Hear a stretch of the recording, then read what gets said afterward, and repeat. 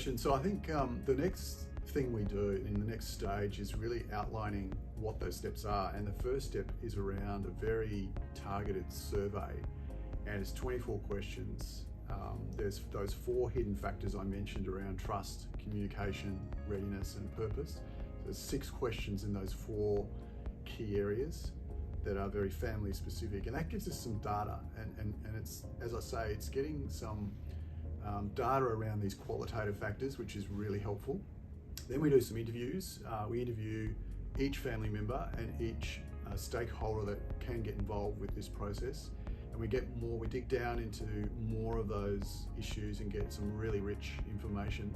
So we pull those 2 things together, and we've got a lot of information about the family already, and we can start to develop an action plan and strategy around that information. So the next step after that is really what we call the 3rd stage, and that's where we take all that information and we start to look at what those key issues are. Typically, that would involve looking at the communication piece, and is how do we communicate with the family, get everyone on the same page, buying into those family values and that family purpose.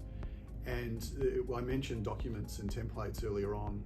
We've got some really good templates around family constitutions or family charters, and that'll tend to be the outcome of this stage in the process, where we get that guidebook. As I mentioned, a family charter is really just a guide.